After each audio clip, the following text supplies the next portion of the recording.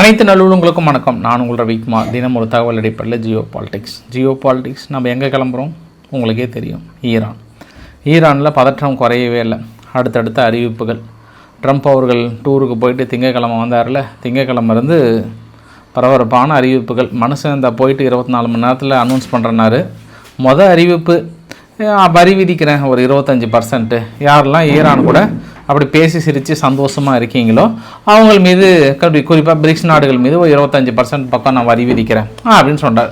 என்னப்பா ரொம்ப நாளாக எதிர்பார்த்து 2 மணி நேரத்தில் இதுதான் உங்கள் டக்கா அப்படின்னு நினச்சேன் நான். ஆனால் ஒரு போட்டாருப்பார் ஒரு செய்தி, அது நேரடி செய்தி. I am on the way waiting அப்படின்ட்டார் ட்ரம்ப் தரப்பில் இருந்து மெசேஜ்.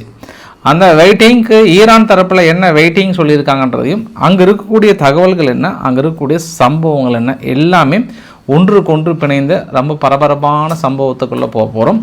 ஆல்மோஸ்ட் நிறைய உறுதிப்படுத்திய தகவல்கள் கொஞ்சம் கொஞ்சமாக நெருங்கி கொண்டு இருக்கிறது. ஈரான் மீது தாக்குதல் நடத்த போகிறார்களா அமெரிக்கா என்ற கோணத்தில் இந்த வீடியோ பதிவை நம்ம போகலாம். நம்ம முதல் பரபரப்பு. இரண்டாவது பரபரப்பு, அங்கே டென்மார்க்கும் கிரீன்லாந்துடைய பிரைம் மினிஸ்டர் 2 பேரும் வந்து அமெரிக்காவை பார்த்து இப்படி நீங்கள் பண்ணலாமா அப்படின்னு ரொம்ப வருத்தப்பட்டு வேதனைப்பட்டு துன்பப்பட்டு துயரப்பட்டு ஒரு அறிக்கை விட்டுருக்காங்க. அதனால் நான் என்னென்னு போய் பார்த்துட்டு அப்புறம் சுற்றி இருக்கக்கூடிய அரசியல் நிகழ்வுகள் அனைத்தும் ஒருங்கிணைந்த ஒரு தகவலாக பார்த்துடலாம். நம்ம இன்றைக்கி சூப்பரான அப்டேட் பார்க்க போகிறோம் நம்ம. ஸோ நேராக வாங்க ஈரானுக்குள்ளே போகலாம். ஸோ ஈரானுக்குள்ளே போகிறதுக்கு முன்பு நீங்கள் நம்ம சேனலை சப்ஸ்கிரைப் பண்ணலாம். சப்ஸ்கிரைப் பண்ணிவிட்டு வாங்க. மறக்காம பெல் பட்டன் கிளிக் பண்ண ஆல் ஆப்ஷன்ஸ் கொடுங்க. வீடியோக்குள்ள போகலாம்.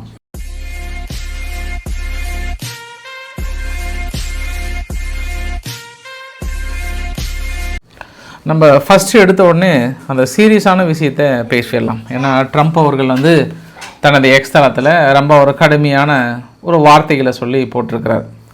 ஏன்னா ஈரானுக்கு ஆதரவு கொடுப்பாரா கொடுக்க மாட்டாரா, இவரை நம்பி நிறைய போராட்டக்காரர்கள் பயங்கரமாக போராட்டம் பண்ணியிருக்காங்களே, கமான் கீப் கோயிங்னு பயங்கரமாக சொல்லி இருந்தார். கூடிய விரைவில் மிகப்பெரிய அனௌன்ஸ்மெண்ட்லாம் கொடுக்குறேன்னு சொல்லியிருந்தார். அவங்க தரப்பில் பேச்சுவார்த்தைகள்லாம் என்னை கூப்பிட்ருக்காங்க. பட் நான் பேச்சுவார்த்தை எடுக்கலாமா வேண்டாமான்னு இதுக்கப்புறம் முடிவெடுக்க போகிறோன்னு சொன்னார். அதற்கான மொத்த விடைக்கான பதிலாக வந்து கிடைத்து விட்டது. என்ன சொல்லியிருக்கிறாருன்னா, ஈரான் பேட்ரியாட்டிஸ் கீப் ப்ரோட்டஸ்டிங், தொடர்ந்து நீங்கள் போராடுங்க, உங்கள் institution take over your institution அப்படின்னு போட்டு save the name of killer and abuser. யாரெல்லாம் உங்களை கொல்றாங்களோ, யாரெல்லாம் உங்களை துன்புறுத்துகிறாங்களோ அவங்களோட நேமை வந்து சேவ் பண்ணிக்கோங்க. They will pay a big price. அவங்க கண்டிப்பாக மிகப்பெரிய விலை கொடுத்தாக வேண்டியிருக்கும். I have cancelled all the meeting with Iran officials. Iran அஃபீஷியல்ஸோட எல்லா மீட்டிங்கும் நான் கேன்சல் பண்ணிட்டேன். Until the senseless killing of protest stop. அதாவது தேவையில்லாமல் மக்களை வந்து ஒரு மனிதாபி தன்மையற்ற மக்களை கொண்டுட்ருக்காங்க இல்லையா, அவங்கள கொல்ற வரைக்கும் அவங்களிடம் பேச்சுவார்த்தையே கிடையாது. எல்ஃபீஸ் ஆன் த வே, உதவி வந்து ஆன் த வே உங்களுக்கு வந்துட்டுருக்கு. MIGN போட்டிருக்கிறார். மேக் ஈரான் கிரேட் எகைன் அர்த்தம். அது பிரசிடென்ட் டொனால்ட் ட்ரம்ப் அப்படின்னு போட்டார். அப்போ இந்த ட்வீட்டில் நம்ம என்ன புரிஞ்சிக்கலாம், ஹெல்ப் இஸ் ஆன் த வே.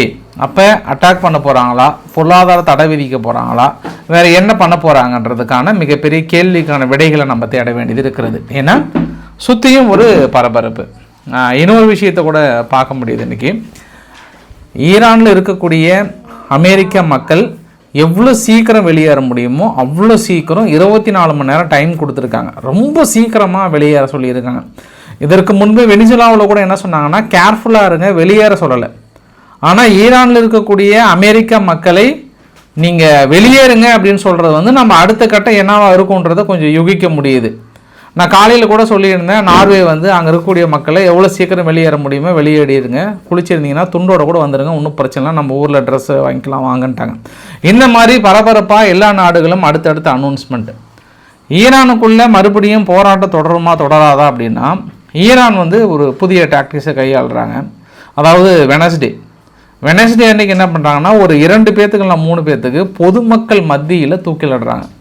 இவர்களெல்லாம் அரசாங்கத்துக்கு எதிராக துரோகம் செய்தவர்கள், போராட்டத்தை முடுக்கி வைத்தவர்கள் அப்படின்னு சொல்லிட்டு பொதுமக்கள் மத்தியில் தூக்கிலிடுறாங்க. அப்போ அது பெரிய விதமான ஒரு பின் விளைவுகளை ஏற்படுத்தும் என்று நினைக்கின்றேன். இந்த வீடியோ வைரல் ஆச்சுன்னா, ஏற்கனவே நான் உங்களுக்கு டெலகிராம் சேனலில் ஷேர் பண்ணியிருக்கேன். எவ்வளோ உடல்கள், நிறைய இறந்த உடல்கள் தொடர்ந்து கொடுத்துட்டே இருக்கிறாங்க. அந்த உடல்கள் வாங்குகிற இடத்துல கவர்மெண்ட் பில்டிங் அந்த சதத்தில் எல்லாருமே டெத் டு காமேனி அப்படின்னு தான் வந்து மிகப்பெரிய ஒரு போராட்டத்தை முன்னெடுத்தாங்க. ஈரான் வந்து ஒரு விஷயத்தை வந்து கண்மூடித்தனமாக முடிவெடுக்கிறாங்க. இப்போ நம்ம தமிழ்நாட்டில் ஒரு விஷயம் கண்மூடித்தனமாக சொல்லுவாங்க, நீங்கள் வந்து இங்கே திமுகவை எதிர்த்து இப்படி லைட்டாக பேசிட்டாவே நீ வந்து சங்கின்னுவாங்க. திமுக எதிர்த்து லைட்டாக ஏன்னு கேட்டால் கூட அவ்வளோதான் இவன் சங்கின்னுவாங்கல்ல. அந்த மாதிரி ஈரானில் என்ன பண்ணிட்டாங்க, ஈரானை எதிர்த்து போராட்டம் பண்ணாவே அமெரிக்காவின் கைகூலி வந்து இஸ்ரேலின் கைகூலின்னு முடிவு பண்ணுறாங்க. கான்செப்ட் நம்ம அவங்க அந்த முடிவு பண்ணிட்டாங்க. அதனால் இந்த கடைசி 2-3 நாட்கள் என்ன பண்ணிட்டாங்கன்னா போராட்டம் பண்ணாவே சுட்டுன்ட்டாங்க. அங்கேருந்து ஃபுல்லாக நிறைய வீடியோ பதிவுலாம் நிறைய கிடச்சிருக்கு. பட் அவங்ககிட்ட வெளிப்படையாக ஷேர் பண்ண முடியாத ஒரு சூழ்நிலை. அந்தந்த பில்டிங் மத்தியிலிருந்து அங்கேருந்துலாம் ஷூட் பண்ண ஆரம்பிச்சிட்டாங்க. நிறைய மக்களை ஷூட் பண்ண ஆரம்பிச்சிட்டாங்க. அவங்க ஃபாக்ஸ் நியூஸ் வந்து 650 பேர் இறந்து போனதாக சொல்கிறாங்க. ஆனால் ராய்டர்ஸ் வந்து இல்லை 2000 பேர்த்துக்கு பக்கம் இறந்து போயிருப்பாங்க அப்படின்னு சொல்கிறாங்க. ஸோ இந்த அளவுக்கான உடல்கள் திரும்புகிற திசையெல்லாம் வந்து மரண ஓலங்கள் மாதிரி இருக்கிறது ஈரானுக்குள்ளார. அதுக்காக போராட்டக்காரர்களும் சாதாரண நாள் கிடையாது. ஐஆர்ஜிசியினுடைய முக்கிய கமாண்டர்கள் மீதெல்லாம் போட்டாங்க. நிறைய ஆஃபீஸர்ஸ் வந்து போட்டிருக்காங்கன்றது ஒரு கூடுதல் தகவல். அவங்க ஈரான் தரப்புலேயும் வந்து பெரிய இழப்புகள், மசூதிகள் மட்டும் 350 மசூதிகள் எரிக்கப்பட்டதாக வெளியுறவுத்துறை அமைச்சர் மராக்சி அவர்கள் வந்து சொல்லியிருக்கிறார். அப்போ இது எல்லாமே வெளிநாட்டின் கைகூலிகள் இணைந்து பண்ணதுனால நாங்கள் இப்படி ஒரு முடிவுன்றாங்க. ஸோ இந்த 2 கான்ட்ராவர்சிக்கு மத்தியில் கூட்டணி நாடுகள், நட்பு நாடுகளுடைய ஆதரவு வந்து எப்படி இருக்குது அப்படின்னா, இப்போது நிலைமைக்கு ஆஸ்திரேலியா, ஜெர்மனி, ஐரோப்பா, பிரான்ஸ், வெஸ்டர்ன் நாடுகள் முழுவதும் ஈரானுக்கு எதிரான நடவடிக்கையில் ரொம்ப ஸ்ட்ராங்காக இருக்கணுன்றாங்க. இன்றைக்கி அல்பனீஸ் அவர்கள்லாம் வந்து வெடிச்சு எரிஞ்சிட்டார். இன்னும் நம்ம ஏன் பொறுமை காக்க வேண்டும், ஈரான் மீது கடுமையான நடவடிக்கைகள் எடுக்க வேண்டும். எந்த ஒரு அரசாங்கம் தனது அதிகாரத்தை பயன்படுத்தி மக்களை அடக்கலாம் என்று நினைக்கிறார்களோ அந்த அரசாங்கம் ஒரு கட்டத்தில் வெடித்தெறிந்து மக்களால் துடைத்தெறியப்படும்ன்ற மூலம் பயங்கரமாக பேசியிருக்காங்க. உரசெல்லாம் வன்ற இல்லையா, தீப்பறி திருமுகத்தோட தங்கச்சி வந்து நீ அவ்வளோதான், இதுக்கப்புறம் நம்ம பொறுமையாக இருந்தோம்னா அங்கே இருக்கக்கூடிய மக்களை நம்ம காப்பாற்ற முடியாது, இட்ஸ் டைம் டு சேவ் ஈரானை நம்ம காப்பாற்ற வேண்டிய நேரம் நெருங்கி விட்டதுன்றாங்க. அப்போ அவங்க எல்லாமே ஒரு கண்டிஷனில் இருக்காங்க. இந்த பக்கம் இன்றைக்கி காலையில் பிரிக்ஸ் கூட்டமைப்பில் இருக்கக்கூடிய எனக்கு தெரிஞ்சு சீனா மட்டும்தான் எதிர்ப்பு தெரிவித்திருக்கிறாங்க. எதுக்குன்னா 25% வரி விதிக்கிறேன்னு சொல்லியிருந்தார். யாரெல்லாம் ஈரானோட நட்பு பாராட்டி அப்படியே கெக்க பொக்குன்னு சிரிச்சுக்கிட்டு பேசிக்கிட்டு நட்போடு இருக்கீங்களோ அந்த நாடுகள் மீது 25% வரி விதிக்கிறேன்னு சொன்னார் பற்றியா. அந்த நாடுகள் அதுக்கு வந்து வரி விதித்ததுக்கு இன்றைக்கி சீனா வந்து கடுமையான கண்டனங்கள் தெரிவித்திருக்காங்க. இன்னும் மற்ற நாடுகள் ரஷ்யானும் மற்றும் இந்தியா போன்ற நாடுகள்லாம் இன்னும் அடுத்த கட்ட கருத்துக்களை நான் எதிர்பார்க்குறேன் நான். சரி, இது அங்கே இருக்கக்கூடிய சுற்றி இருக்கக்கூடிய நாடுகளோட நிலைமை. அப்போ ட்ரம்ப் அவர்கள் அனௌன்ஸ் பண்ணதுக்கப்புறம் என்ன வித மாற்றங்கள் நிகழ்ந்து விட்டது அப்படின்னா, இந்த வரைபடத்தில் பார்க்குறீங்கள, இது வந்து அமெரிக்கானுடைய நேவி P-8 பொசைடன். அதுதான் அமெரிக்கானுடைய top surveillance sub hunting aircraft அப்படின்னு சொல்லுவாங்க. அது ஸ்டேட் ஆஃப் ஹார்ம்ஸ் பகுதியில், குறிப்பாக சவுத் ஆஃப் ஈரான் பகுதியில் படு தீவிரமாக வேலை செஞ்சிட்ருக்கு. இது சாதாரணமாக நம்ம எடுத்துக்கொள்ள முடியாது. இதுதான் அதிகமான அளவுக்கு பயங்கரமாக வாட்ச் பண்ணக்கூடிய ஒரு விமானம். அப்போ அமெரிக்கா வந்து வி ஆர் வாட்சிங், இந்த பிக் பாஸில் சொல்லுவாங்கள்ல அந்த மாதிரி வி ஆர் வாட்சிங் அப்படின்ற மாதிரி வந்து சொல்லியிருக்காங்க. நம்ம இன்னொரு ரொம்ப சீரியஸான விஷயத்தை என்ன எடுத்துக்கலாம்னா, சவுத் ஆஃப்ரிக்கானுடைய கடற்பரப்பில் ஈரான், சீனா, ரஷ்யா, சவுத் ஆஃப்ரிக்கா பிரிக்ஸோட ஒரு கூட்டமைப்பு நாடுகள் எல்லாம், இந்தியா கிடையாது, மீதி நாடுகள்லாம் இணைந்து மிகப்பெரிய ஒரு போர் பயிற்சி மேற்கொள்கிறாங்க. இன்றைக்கி காலையில் ஈரான் வந்து புல் டவுன் வெளியே வந்துட்டாங்க. நான் அடுத்த ட்ரில்லர் நாங்கள் பார்த்துக்குறோம், ஏன்னா அங்கே வார் சூழல் அதிகமாகிடுச்சு, இதுக்கப்புறம் நாங்கள் இங்கே இருந்தால் கரெக்டாக இருக்காதுன்றாங்க. அப்போ இந்த மாதிரி போர்க்காலங்களில் மட்டும்தான் இந்த மாதிரி போர் பயிற்சிகளில் வந்து திடீர்னு அவசரமாக வெளியேறுவாங்க. அப்போ ஈரான் வந்து அங்கேருந்து வெளியேறி இருக்குது அப்படின்னா நம்ம அங்கே இருக்கக்கூடிய அவசர சூழ்நிலையை புரிந்து கொள்ள முடிகிறது. அப்போ அயதுல்லா அலி காமெனி அவர்கள் வந்து மறுபடியும் என்ன சொல்லியிருக்கிறாருன்னா, அவங்க செய்தி குறிப்பில் அவருடைய எக்ஸ்தலத்திலேருந்து வரல, அவங்க வழக்கம் போல் சுற்றி இருக்கக்கூடிய சகாக்கள்லாம் இருக்காங்கல்ல, எதிரிகள் நம்மளை பற்றி குறைவாக எடை போட்டாங்க, எதிரிகளுக்கு பாடம் கற்பிக்க வேண்டிய நேரம் வந்து விட்டது. ஏற்கனவே அராக்சி அவர்கள் என்ன சொல்லிட்டாங்கன்னு, சரியான ஆளாக இருந்தால் தொட்டுப்பார், சீண்டிப்பார், முடிச்சுப்பார்ன்ற மாதிரிலாம் ஏற்கனவே அராக்சி அவர்கள் வந்து அமெரிக்காவுக்கு கடுமையான மிரட்டலை விட்டுருக்காங்க. இப்போ அமெரிக்காவுக்கு என்ன மிகப்பெரிய அமெரிக்கானோட ஈரானுக்கு என்ன மிகப்பெரிய ஒரு கோபம் அப்படின்னா, நேற்று 2 நாளாக ரெய்டு விட்டாங்களாம். ஒவ்வொரு வீட்டு ஃபுல்லாக ரெய்டு விட்டதில் நிறைய அமெரிக்கானுடைய ஆயுதங்கள் வீடுகளில் பதிக்க வைத்திருந்ததை கண்டுபிடிச்சிருக்காங்களாம். நிறைய கையெறி குண்டுகள், துப்பாக்கிகள், இந்த மாதிரி நிறைய எக்ஸ்ப்ளோசிவ் டிவைசஸ் அப்படி இப்படி கடிச்சு போட்டால் வெடிக்கிற மாதிரியான வெடி குண்டுகளை வந்து நாங்கள் கண்டுபிடிச்சிருக்கோம். இந்த வெடி குண்டுகள்லாம் யாருது? அமெரிக்கா எல்லை பகுதியில் எப்படியோ ஒன்று ஊடுருவி இங்கே கொடுத்துருக்காங்க. அப்போ மிகப்பெரிய சதி திட்டத்தில் வந்து தீட்டி இருக்காங்க அப்படின்னு சொல்லியிருக்காங்க. இந்த சதி திட்டத்தை முறியடிப்பதற்காக தான் கடந்த 100 மணி நேரமாக ஈரானுடைய நெட்டு வந்து கம்ப்ளீட்டாக கட் பண்ணிட்டாங்க. ஸ்டார்லிங்கே வந்து 80% க்ளோஸ் பண்ணிட்டாங்க.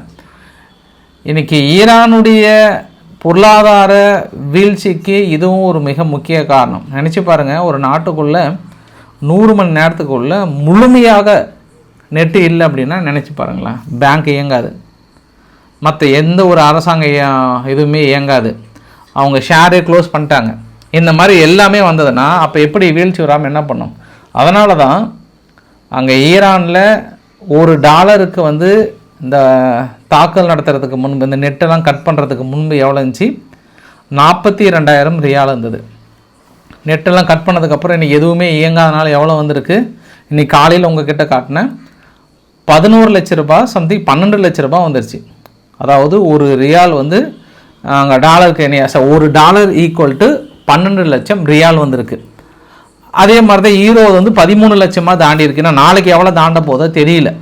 இது ஈரானுக்கான ப்ரெஷர் கொடுக்க இன்னும் அமெரிக்கா வேறு I'm on the way waiting அப்படின்னு வேறு சொல்லிட்டார் இல்லையா? இந்த வெயிட்டிங் பண்ணுறதுனால இன்னும் நாளைக்கு பாருங்கள் இன்னும் கடுமையான விளைவுகளையும் பொருளாதார சூழ்நிலையில் மிக மோசமான சூழ்நிலைகளை சந்திக்கும். இந்த மாதிரி சூழ்நிலையை வந்து இஸ்ரேல் ஒரு தடவை வந்து உணர்ந்தாங்க. எப்போ அப்படின்னா, இஸ்ரேலுக்கும் ஈரானுக்கும் யுத்தம் வரும்போது ஈரான் என்ன பண்ணிட்டாங்க, உங்களை அடிக்கிறோம், எப்போனாலும் அடிக்கிறோன்னு உடனே இஸ்ரேல் என்ன பண்ணிட்டாங்க, விமான நிலையத்தெல்லாம் க்ளோஸ் பண்ணிட்டாங்க. முதல் நாள் க்ளோஸ் பண்ணாங்க, 2வது நாள் க்ளோஸ் பண்ணாங்க, 3வது நாளும் க்ளோஸ் பண்ணாங்க. அப்போ ஈரான் சொல்கிறாங்க, உங்களை காத்திருக்க வைக்கிறோம் பார்த்தியா, அதுதான் நாங்கள் கொடுக்குற மிகப்பெரிய ஒரு தண்டனை. எப்படா இவங்க தாக்கல் நடத்துவாங்கன்னு நீங்கள் காத்துட்ருக்கீங்க பார்த்தியா, அதுதான் உங்கள் பொருளாதார வீழ்ச்சிக்கான தண்டனை. இனி இந்த காத்திருப்பது தான் அப்படின்ற மாதிரி ஒரு வார்த்தையை சொன்னாங்க. அந்த இதை நான் இன்றைக்கி நினச்சி பார்க்குறேன் நான். அப்போ ஈரானு முழுவதும் எல்லாத்தையும் ஃபுல்லாக முடக்கிட்டாங்க. விமான சேவைகள் முடக்கப்படுகிறது, பொது சேவைகள் முடக்கப்படுகிறது, ஷேர் மார்க்கெட் முடக்கப்படுகிறது, எல்லாமே முடக்கணும். இது ஒரு 4-5 நாளாகவே காலி அப்படின்னா நினச்சி பாருங்கள். அந்த காத்திருப்பு தான் இங்கே அப்படியே சேம் ரிவென்ச்சாக நான் பார்க்குறேன். இன்றைக்கி இதுக்கான வீழ்ச்சியாக நான் பார்க்குறேன் நான். ஸோ ஈரானுக்கான செக்யூரிட்டி ஃபோர்ஸ் எல்லாம் வந்து அலாட் நிலையில் அராக்சி அவர்கள் வந்து ஒரு வார்த்தை சொல்கிறாரு. ஆம்புலன்ஸ் 108 ஆம்புலன்ஸ் இருக்கு இல்லையா, அது வந்து ஆல்மோஸ்ட் ஒரு 200 பக்கம் இருந்தது, எல்லாத்தையும் எரிச்சிட்டாங்கன்னாங்க. அதுலேயும் ஒரு சில வீடியோ பதிவுகள்லாம் நான் பார்த்தேன் நான். அந்த ஆம்புலன்ஸில் இவங்க என்ன பண்ணிட்டாங்க, ஐஆர்ஜிசினுடைய கமாண்டரை திடீர்னு ஆம்புலன்ஸ் வருது வழிவிடுங்கன்னு போராட்டத்தில் நடுவில் வந்து இப்படி நின்று முன்னாடி ஐஆர்ஜிசி கமாண்டர் உள்ளே நின்றுட்டாங்க. ஒரு சில எல்லாம் துப்பாக்கி சூடு நடத்தினாங்க. அதனால் வெறிகொண்ட வேங்கைகள் என்ன பண்ணிட்டாங்க, இவங்க ஏழை ஆம்புலன்ஸை கொண்டு வந்து இங்கே எரிக்கிறியா, எங்களுக்கு எதிராக நிற்கிறான்னு சொல்லிட்டு போட்டு தள்ளிட்டாங்க. ஆனால் இன்றைக்கி தெஹ்ரானுடைய பத்திரிகைகளை நான் பார்த்தேன் நான். நேற்று பெரிய ஒரு போராட்டம், ஈரானுக்கு ஆதரவான ஒரு போராட்டம் நடந்தது இல்லையா, அதில் என்ன போட்டிருந்தாங்கன்னா, million of Iranians rise against terrorist. அப்போ இவங்க ஒரு வார்த்தை சொல்கிறாங்க, அதான் சேம் தான். இங்கே ஏதாவது ஒன்று அப்படின்னா போதும், ஆஹா இவன் சங்கி அப்படின்னுவாங்க. என்ன சம்பவம்னாலும் எங்கே நீங்கள் அதை நிறைய பேர் பார்த்துருப்பீங்க. நீங்கள் என்னன்னாலும் சரி, அது யாராக இருந்தாலும் சரி, ஒரு கட்டத்துக்கு அவங்களே சொல்லிப்பாங்க. ஏன்னா பக்கத்தில் இருக்கிற நண்பனை எடுத்து பேசுனாங்கன்னா, அந்த மாதிரி நான் தமிழ்நாட்டில் சொல்கிறேன். அந்த மாதிரி அங்கே ஈரானை எதிர்த்து யாரெல்லாம் போராட்டம் பண்ணுறாங்களோ அத்தனை பேருமே தீவிரவாதிகள் ஆக்கிட்டாங்க ஈரான் அவர்கள். அதனால தான் இவ்வளோ பேர் அவங்களால சுட முடிஞ்சதான்றது இன்னொரு ஆங்கிளில் பார்க்க முடியுது. நிறைய பேர் இறந்துட்டாங்க. அது நம்மளுக்கு போக கிட்டத்தட்ட உண்மை நிலவரங்கள் தெரியும். கண்டிப்பாக அது ஒன்றும் பெருசாக மறைக்க முடியாதுன்னு நினைக்கிறேன் நான். அப்போ ஈரான் வந்து இன்னொரு இந்த பதிவு பாருங்கள், இது வந்து ஸ்டார்லிங்கோட அந்த ஆண்டனாஸ் பெருசாக கைப்பற்றிட்டாங்க. இன்றைக்கி ஒரு 100 long range receiver's, 50 BTS signal amplifiers, 743 5G modems, 799 phones வந்து கண்டுபிடிச்சிருக்காங்க. இதெல்லாம் எதற்காக, எங்கள் நாட்டுக்குள்ளே வந்து சர்வசாதாரணமாக நெட்டை வந்து புழக்குவதற்காக. ஏற்கனவே ஈரான் என்ன பண்ணிட்டாங்க, ஸ்டார்லிங்க் உள்ளே கொண்டு வந்துட்டாவே அவங்க அரசாங்கத்துக்கு எதிராக சதி திட்டம் செய்கிறான்னு சொல்லிட்டு வாழ்நாள் சிறை தண்டனை கொடுத்தாங்க. ஸ்டார்லிங் நெட்வொர்க்கை மட்டும் கம்ப்ளீட்டாக ஈரானுக்குள்ளே பேன் பண்ணியிருக்காங்க. ஆனால் அதையும் தாண்டி இவ்வளோ இதை எப்படி கொண்டு வந்திருக்காங்க, நாங்கள் தீவிர விசாரணையில் இருக்கோம் அப்படின்ற மாதிரி வந்து சொல்லியிருக்காங்க. இப்போது நிலைமைக்கு ஈரானுக்குள்ளேருந்து அவுட் கோயிங் கால் எங்கேயும் கிடையாதான், பெருசாக கிடையாதுன்ற மாதிரி வந்து சொல்லியிருக்காங்க. இது அங்கே இருக்கக்கூடிய ஒட்டுமொத்த தகவல். அடிஷ்னலாக நான் உங்ககிட்ட என்ன காட்ட விரும்புகிறேன் அப்படின்னா, அந்த போராட்ட நிலவரம் வந்து இப்போது கட்டுக்குள் இருக்கிறதா என்றால் ஆம். நேற்று இரவு ஒரு 3-4 பகுதிகளில் தான் நடந்தது. முதல் வரைபடம் ஒரு 3 பகுதி மட்டும் தான், பெருசாக தெஹரானில் ஒரு சில பகுதியும் வந்து, அப்புறம் மசாத்ன்ற பகுதியிலும், அப்புறம் மேலே ஜிராப்ன்ற பகுதியில் மட்டும்தான் நடந்தது. ஓரளவுக்கு கட்டுக்குள்ளே கொண்டு வந்திருந்தாங்க. குறிப்பாக ஐஆர்ஜிசியினுடைய கிரவுண்ட் ஃபோர்ஸ் யூனிட் இருக்கு இல்லையா, ஆப்ரேஷனல் பேஸ் எல்லாத்தையும் வந்து ரொம்ப ஆக்டிவாக இருக்க சொல்கிறாங்க. எந்தெந்த ஐஆர்ஜிசியை சுற்றியும் போராட்டம் நடக்குதோ அந்த ஐஆர்ஜிசி கமாண்டர் மீது நாங்கள் கண்டிப்பாக நடவடிக்கை எடுப்போம், கண்டதும் சுட உத்தரவுன்ற மாதிரி கொடுத்துருக்காங்க. ஸோ அதனால் பெரிய அளவுக்கான நடவடிக்கைகள் ஐஆர்ஜிசியோட கிரவுண்ட் ஃபோர்ஸ் ரீஜியன். அடுத்த வரைபடத்தில் பார்த்தோம் அப்படின்னா தெஹரானில் ஒன்று இங்கே சிவப்பு கலரில் பொட்டு வச்சு மாதிரி இருக்குது பார்த்தீங்களா, அது எல்லாமே ஐஆர்ஜிசியினுடைய ரீஜியன்ஸ். அது ஒவ்வொரு ரீஜியனில் இருக்கக்கூடிய ஹெட் குவார்ட்டர்ஸ். அது அதில் இருக்கிற ஹெட் குவார்ட்டர்ஸ் எல்லாமே வந்து ரொம்ப தயார் நிலையிலும் சம்பந்தப்பட்ட அதிகாரிகள் முழு பொறுப்பை இருக்க வேண்டும்ன்ற மாதிரிலாம் வந்து சொல்லியிருக்காங்க. அப்போ நம்ம என்ன யூகிக்க முடிகிறது, ஆன் த வே பொங்கலுக்கு நம்மள பொங்க வைக்க போகிறாங்க அப்படின்றது தெளிவாக தெரியுது. நமக்கு பொங்கலை பார்க்குறதா இல்லை அங்கே தாக்குதலை பார்க்குறதான்ற மாதிரி ஏதோ ஒரு பெரிய நடவடிக்கைகள் எடுக்க போகிறாங்கன்றது கண்கூடாக தெரிகிறது. முதல்ல முழு கட்ட தடைகளை அனௌன்ஸ் பண்ண போகிறாங்க. ஸோ பிரிக்ஸ் கூட்டமைப்பில் இருக்கக்கூடிய ஒவ்வொரு நாடுகளாக அப்படியே சீட்டு கட்டு போல் சரிய ஆரம்பித்து விட்டது. வெனிசுலா முடிஞ்சு டிக்கெட்ஸ் தூக்கிட்டாங்க. அடுத்தது மேபி ஈரான். இதில் யார் டிக்கெட் போகிறாங்க, நிஜமாகவே ஈரானுடைய ரெஜிம் சேஞ்ச் வந்து மாற போகிறதா? ஐதுல்லா அலி காமேனி அவர்களை வந்து வெனிசுலா மாதிரிலாம் பண்ணுறதுக்கான வாய்ப்புகள் இல்லை, ஏன்னா இவங்ககிட்ட பெரிய அளவுக்கு இருக்குது. ஆனால் இதில் சைலண்ட் கில்லர், சைலண்ட்டாக காரியத்தை யார் சாதிக்கிறாங்கன்னா அது இஸ்ரேல் தான். போன தடவை இஸ்ரேல் என்ன பண்ணிட்டாங்க, தாக்கல் நடத்தினால அவங்க பதிலுக்கு இஸ்ரேலுக்கு அடிப்பாங்க. இப்போ இஸ்ரேல் என்ன பண்ணுறாங்க, அமைதியாக நின்று எல்லாமே ட்ரம்ப் மூலிமா சாதிக்கிறாங்க. இப்போ சப்போஸ் ஈரான் அடிக்கணும் அப்படின்னா அமெரிக்காவுடைய நிலைகளை தான் அடிக்கணும். அமெரிக்காவுடைய நிலைகள் அடிக்கணும்னா அந்தந்த நாடு வந்து பொறுப்பேற்றுக்கும். இப்போ கத்தார் உள்ள நிலைகள் அடித்தாங்கன்னா கத்தார் ஓடி வந்து ஈரானுக்கு எகைன்ஸ்டாக மாறிடும், வேறு லெவலில் பிடிச்சிப்பாங்க. ஏன்னா ஏற்கனவே அந்த விஸ்வரூபத்தை பார்த்தோம். அதனால் நீ கத்தார் ஓடி வந்து ஐயோ தலைவா என்ன தலைவா இப்படி பண்ணிட்டீங்க, வா தலைவா நான் பேச்சுவார்த்தை நடத்துகிறேன், நான் ஈரானுக்கும் அமெரிக்காவுக்கும் பேச்சுவார்த்தை நடத்துகிறேன்ற மாதிரி பெரிய அளவுக்கு அங்கே ரோல் ப்ளே பண்ணிகிட்டு இருக்காங்க கத்தார். பட் அது எந்த அளவுக்கு சக்ஸஸ் ஆகும் அப்படின்னு எனக்கு தெரியல. ஆனால் கத்தார் நாங்கள் கண்டிப்பாக இந்த சூழ்நிலையை அமைதியாக்க போகிறோம் அப்படின்றாங்க. இல்லை சவுதி பேஸில் இருக்கக்கூடிய நிலைகள் தாக்குனாங்க அப்படின்னாங்கன்னா சவுதி அரேபியா எதிர்ப்பாங்க. இந்த இடத்துல யாருக்கு செக் வைக்கிறாங்கன்னா ஈரானுக்கு செக் வைக்கிறாங்க. ஆனால் அமெரிக்கா வந்து என்ன பண்ணுவாங்கன்னா சிம்பிளாக நாங்கள் இந்த நிலைகள்லாம் பேஸெல்லாம் யூஸ் பண்ணாமல் எங்கிருந்தோ வந்து நாங்கள் தாக்கல் நடத்திட்டு போகிறோம் அப்படின்ற இன்னொரு ஆங்கிள் அவங்க கொண்டு வந்துட்டாங்கன்னா ஈரான் இஸ்ரேல் அடிப்பாங்களா, இல்லை இங்கேருந்து இப்போ அமெரிக்கா அடிப்பாங்களா, அமெரிக்க நிலைகள் அடிப்பாங்களா? இதெல்லாம் ஒரு சட்ட சிக்கலில் மாட்டியிருக்கிறது ஈரான். சரி, இது என்ன நடக்க போகிறதுன்னு பொறுத்திருந்து பார்க்கலாம். இனி சம்பவங்கள் சிறப்பாக இருக்கும் என்று எதிர்பார்க்கலாம் நீங்கள்.